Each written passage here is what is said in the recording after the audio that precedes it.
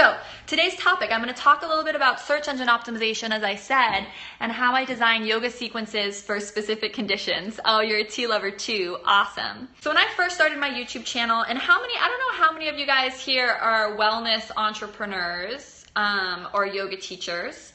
But when I first started making videos on YouTube, I was naming my videos stuff like spiral yoga sequence for peace.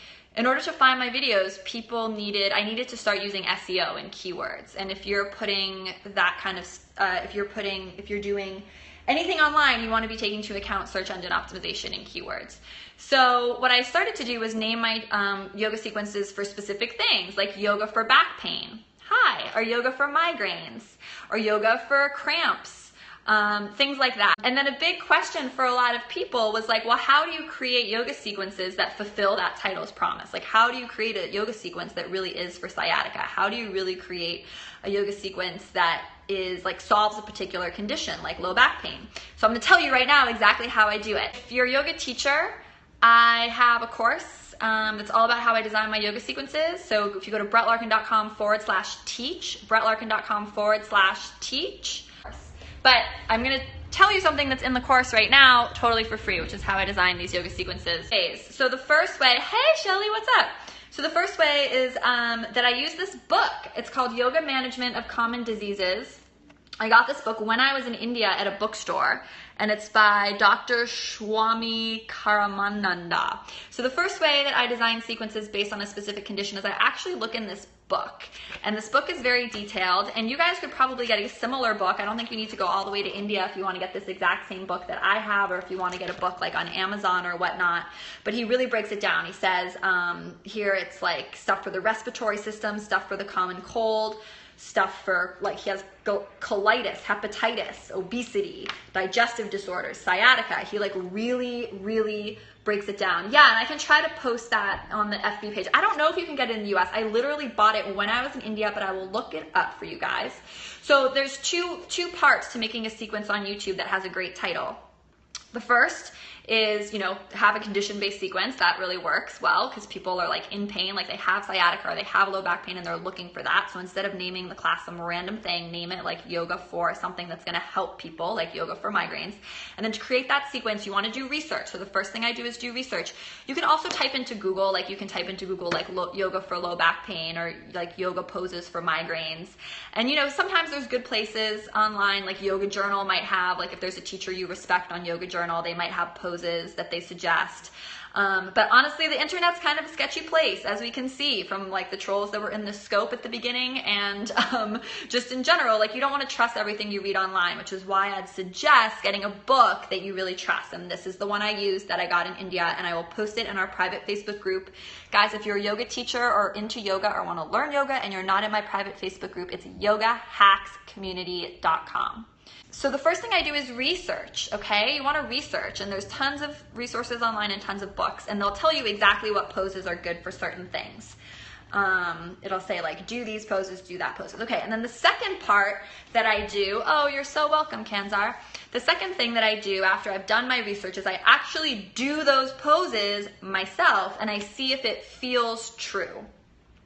I see if it feels true that pose actually helps with what it's saying it's going to help with.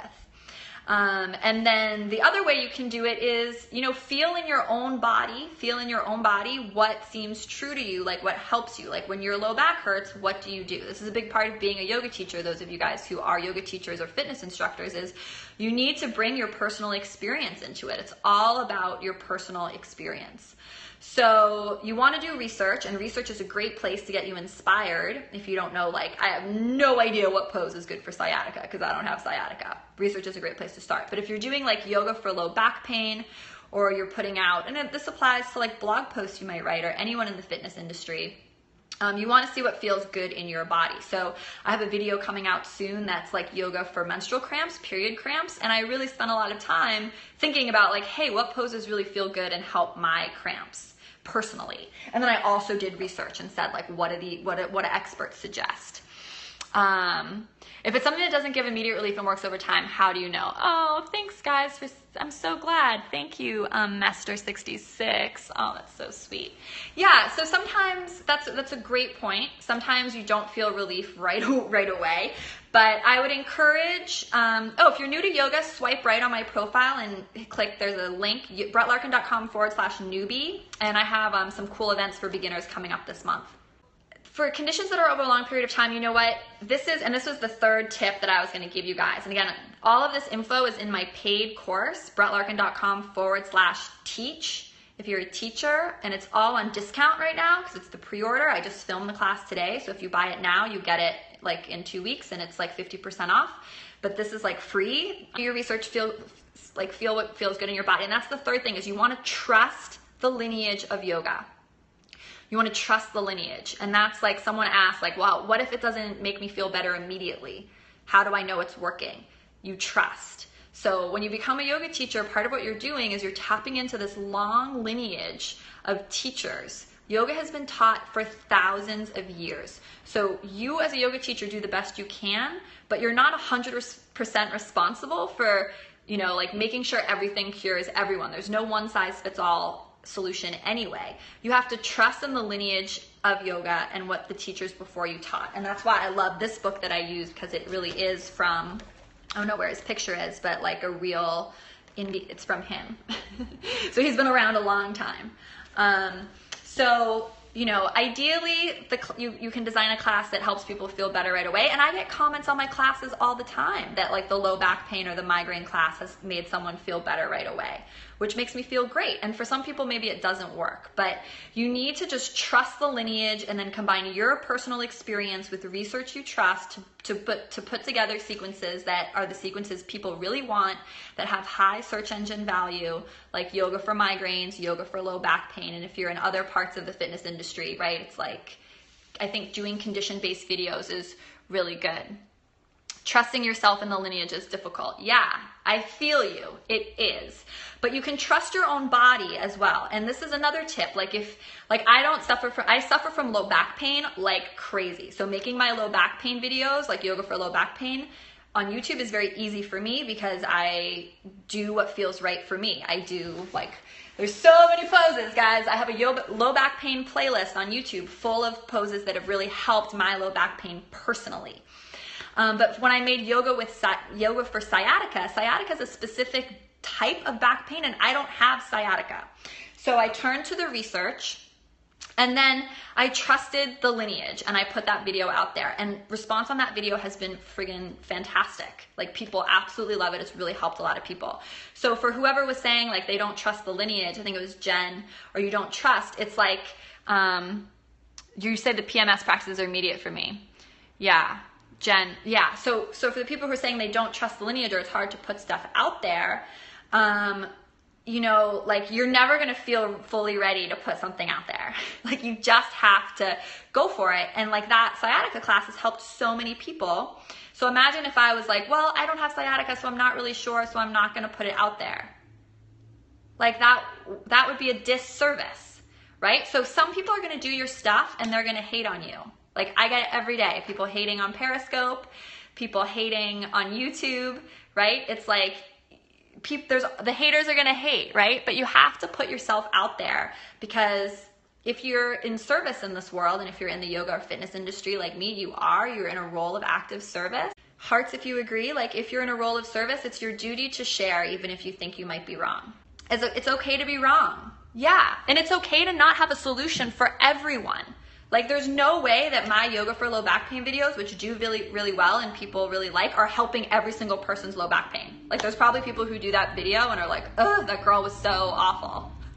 But hopefully like 50% or like 70% or 90% or maybe even 10%, but it's still worth it, do that video and they're like, oh my gosh, like, they have the same type of low back pain as me and they feel huge relief. So that's what you need to focus on. You need to focus on just putting it out there. And even if it's placebo, at least you're trying something to help. So true, Pavia. Totally. And the class I published on YouTube today, it's called Too Sore to Move. It's like yoga for when you're too sore to move. So if you're like super like tired, or you just went hiking, or like you're totally sore, it's like at least move, because you're always going to feel better when you move. And that's what I'm talking about, trusting the lineage with yoga, or trusting whatever you teach fitness-wise. Heart it up if you agree. Like, doing something and moving is always, always better than doing nothing. Do you guys agree? Put yes in the chat if you agree. Heart it up and yes in the chat for me if you agree. Like, coming to your mat, going for a walk outside, going for a run, doing something is always better than doing nothing. So if you are encouraging people to do something, whether it's through a tweet you send or a video you put on YouTube or sharing something, like, it's always better. It's always, always, always better to do it. Helping people is what matters, and your intention is what matters. I'm doing my spring detox challenge. It's free. It's in April. It's co-hosted with Yogi Surprise, which is an incredible yoga company. It starts April 18th. You want to sign up now. If you don't sign up, you don't get the classes emailed to you live. The challenge is only 8 days. And you want to sign up for the challenge. It's brettlarkin.com/detox. We are going to be detoxing our body through yoga, our brain through journaling. I have so much cool stuff planned for us, but I can't give you any of it if you're not signed up for the challenge. Like, the videos will eventually be on YouTube, but in order to really do the challenge as a group, you need to sign up so I can email you the videos, email you the journaling instructions for each day, etc. So brettlarkin.com/detox if you're not signed up for the spring challenge, so we can all do it live together. That's also in my little Perry bio. brettlarkin.com/detox to sign up for the challenge. brettlarkin.com/newbie if you're brand new to yoga. NEWBIE. My private Facebook group, if you guys want to connect with me more, is Yoga Hacks Community. Thanks, Mel. Yeah, it is going to be awesome. Yoga Hacks Community, yogahackscommunity.com is my Facebook group. Yeah, I don't have a yoga teacher training course yet. That is in the works for maybe 2017. But I do have these videos that I'm talking about that I made right now based on all of your requests. So people wanted to know how I design my sequences and how to make your teaching unique. So if you go to brettlarkin.com/teach, I am doing two 90-minute classes on both those topics, and they're both 50% off right now. They're going to be downloads just for teachers, but I just filmed them, so they're like, if you pre-order them, there is a discount. Follow me here on Periscope. Tap the little Perry dude and follow me. Share this out to your followers. Was this helpful? Was this a good little tip about SEO, naming your yoga sequences or your fitness routines or blog posts and then delivering? If this was helpful and you are a fitness person or yoga person, share this out to your social networks. You can tap the Perry dude and swipe to share it out, and that really helps me out a lot. I hope to see you guys all in my spring detox challenge, brettlarkin.com/detox. Woohoo, it's going to be so fun. And once again, I'm Brett Larkin Yoga from Brett Larkin Yoga on YouTube. Subscribe and follow me there.